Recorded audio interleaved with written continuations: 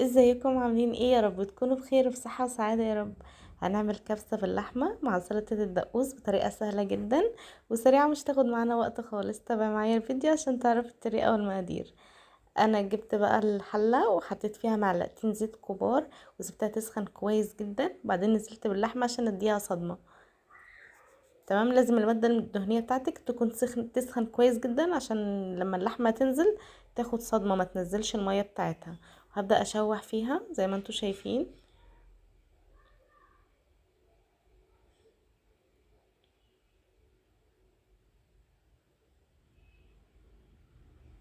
هنزل بقى ببصلايه كده فرمها ناعم، هديها تقليبه كده مع اللحمه تتشوح معاها، عايزاها تدبل، مش يعني ما تاخدش لون، تدبل بس. هبدا انزل بقى بالتوابل زي ما انتوا شايفين. معايا ليمون لومي، معايا عودين من القرفه، حبهان، قرنفل، ومعلقه من بهارات الكبسه كبيره، ونص معلقه صغيره من الكركم.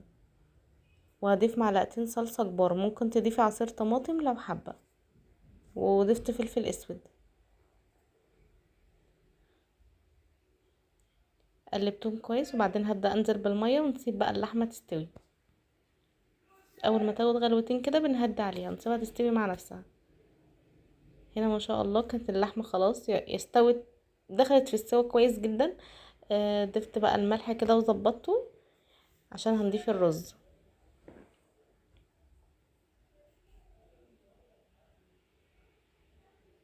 انا الرز طبعا كنت غسلاه كويس جدا ونقعته شويه. طبعا هنا لو الشوربه معاكي زياده ممكن تنقصي منها، هي معايا كانت مظبوطه. هسيبها بقى تاخد غلوتين كده وهدي عليها واسيبها لحد ما تستوي.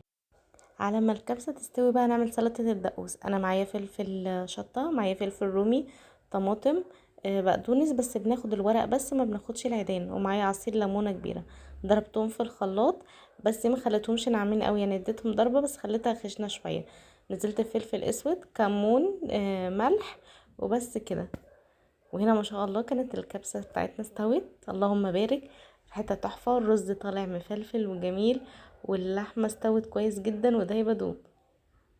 ما شاء الله اللهم بارك زي ما انتوا شايفين كده. هنا هنبدأ نقدمها بقى.